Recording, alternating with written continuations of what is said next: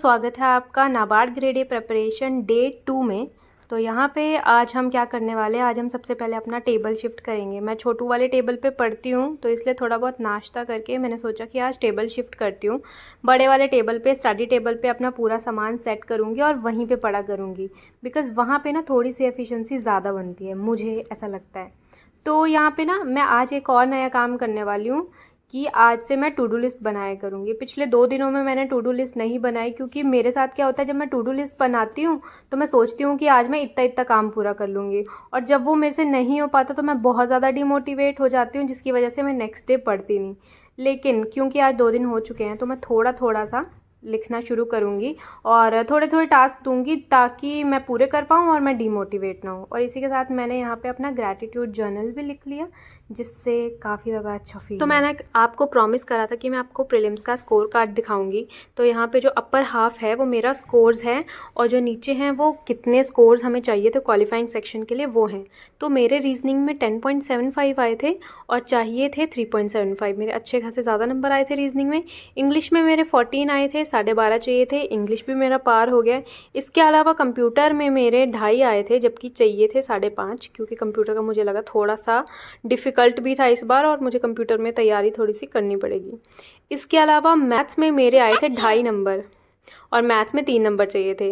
ये इसलिए हुआ एक्चुअली मेरे साथ क्योंकि मैथ्स मुझे थोड़ा सा टफ लगता है, हालांकि मैं कर लेती हूँ, बट मैथ्स मैंने बचा के रखा लास्ट के लिए, और मेरा टाइम मैनेजमेंट गलत हो गया और मैथ्स के मैं सिर्फ 3 क्वेश्चन कर पाई थी। तो मैथ्स में मैं इंप्रूव कर सकती हूँ, 4-5 नंबर से अच्छे से इंप्रूव कर सकती हूँ, बस टाइम मैनेजमेंट थोड़ा सा मुझे इस बार करना पड़ेगा।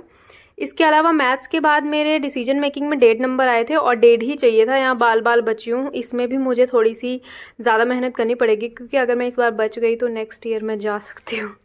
जीए में 4 नंबर आए थे मेरे, चाहिए से 3.25, बट मुझे जीए में थोड़े से अपने नंबर इंप्रूव करने पड़ेंगे, बिकॉज 4 नंबर से कुछ नहीं होने वाला है। ईएसआई में मेरे 9.25 आए थे, ये भी मुझे काफ़ी कम लग रहे हैं, कम से कम 20 के अराउंड होने चाहिए। और ईएसआई में जबकि 2.25 चाहिए थे, तो कट ऑफ तो मेरी इजीली क्लियर थी। एआरडी में मेरे 23 मार्क्स आए थे, मैंने सोचा था मेरे 30 के अराउंड आएंगे, क्योंकि एआरडी मेरा काफ़ी स्ट्रॉन्ग है, उस हिसाब से काफ़ी कम आए थे। लेकिन हाँ चलो, प्री के हिसाब से मेरे काफ़ी अच्छे नंबर आ गए थे, बट टोटल मेरे आए थे 36.25, जो कि टोटल में चाहिए थे 41.25, जो कि मैं आसानी से ले सकती थी, बट मैं नहीं ले पाई। तो ये जो गलतियां आज मैंने की हैं, मैं इन्हें मिस्टेक्स को लिखूंगी और इन मिस्टेक्स को रेक्टिफाई करने की पूरी कोशिश करूंगी। जैसे कि सबसे पहले तो टाइम मैनेजमेंट, दूसरी बात कंप्यूटर और डिसीजन मेकिंग पे थोड़ा सा ध्यान दूंगी, क्योंकि मैं कंप्यूटर में तो चली गई और डिसीजन मेकिंग में बाल बाल बची हूँ। इसके अलावा ईएसआई अच्छे से पढ़ूंगी, एआरडी पे अपनी कमांड और ज़्यादा मजबूत करूंगी, क्योंकि वो मेरा स्ट्रॉन्ग सब्जेक्ट है, तो उसे और ज़्यादा स्ट्रॉन्ग करना पड़ेगा। अगर हम उसके बारे में नहीं पढ़ेंगे तो स्ट्रॉन्ग सब्जेक्ट भी हमारा वीक हो जाएगा। इसके अलावा करंट अफेयर्स तो अच्छे से पढ़ने ही हैं।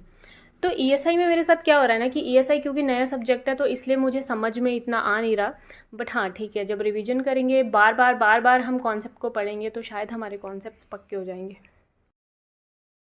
तो यहाँ पे मैंने ब्रंच काइंडा किया सैंडविच और चाय के साथ, उसके बाद मैं फिर से पढ़ने बैठ गई। तो एक्चुअली क्या हो रहा था, आज संडे है, सबको छुट्टी होती है, घर पे काफ़ी डिस्ट्रैक्शंस रहती हैं, बट उसके बावजूद मैंने पढ़ने की ट्राई करी, इसीलिए मैंने सैंडविच वगैरह बना के काम जल्दी ख़त्म कर दिया ताकि मैं अच्छे से पढ़ पाऊँ। आज रिपोर्ट्स में मैंने पढ़ी इंडियन अनएम्प्लॉयमेंट रिपोर्ट, जिसको पढ़ने में मुझे दिक्कत आई वो इसलिए क्योंकि मैंने पहले उसे पढ़ा अनुज जिंदल की वीडियो से, जिसकी मैंने पूरी नोट्स काइंडा बना लिए। मैंने सोचा कि ठीक है, मुझे दोबारा वीडियो देखने की ज़रूरत नहीं पड़ेगी, मैं नोट्स बना लेती हूँ। मैंने सोच के इवन याद करने के बाद नोट्स बनाए, और उसके बाद क्या होता है, उसके बाद मैं कहीं और से पढ़ती हूँ और मुझे ज़्यादा इफेक्टिव चीज़ वहाँ से मिलती है। और मुझे फिर लगा कि यार मैंने किस चीज़ के नोट्स बना लिए इतनी मुश्किल से, वो भी मैंने याद करके बना लिए थे। तो मैंने दोबारा उसके नोट्स बनाए, इसलिए मुझे काफ़ी ज़्यादा टाइम लग गया। उसके बाद भूख लगी थी, हमने खाया थोड़ा सा मस्क मेलन, और ये मैं आपको वो एम्प्लॉयमेंट रिपोर्ट दिखा रही हूँ जो मैंने बनाई थी। ईएसआई स्टैटिक का थोड़ा सा पार्ट कवर किया, जिसमें कि काफ़ी ज़्यादा टाइम लग गया। जितना मैंने शेड्यूल किया होता है कि इतने टाइम में ये पार्ट कवर कर लूँगी, उतने में कभी भी नहीं हो पाता, लेकिन होपफुली ये जो टाइम है ये आगे आगे कम होता जाएगा और वैल्यू बढ़ती जाएगी। तो कल से मैं सोच रही हूँ कि कल से मैं सुबह उठ के जल्दी उठ के पढ़ना शुरू करूँगी, तो यहाँ पे कोई दोपहर का टाइम हो रहा था। इसे पढ़ने के बाद हमने दोपहर का खाना खाया, उसके बाद हम सीधा निकल गए कहीं बाहर। बाहर घूमने में जब आप चले जाते हो तो आपके 3-4-5 घंटे कहाँ चले जाते हैं कुछ पता नहीं चलता, और एट द सेम टाइम आप घर पे आके भी नहीं पढ़ पाते, क्योंकि घर पे आके आप ऑलरेडी थक चुके होते हो। तो घर आके खाना बनाया, खाना खाया, उसके बाद मैंने सोचा था कि कल से जल्दी उठना है, तो मैं जल्दी ही सो गई थी। अराउंड 10-10:30 में सो गई थी। तो गाइज़ ये था मेरी प्रिपरेशन का डे 2। हम जल्दी मिलेंगे डे 3 में। तब तक के लिए मेरे चैनल को सब्सक्राइब कीजिए, बने रहिए। I will meet you in the next video.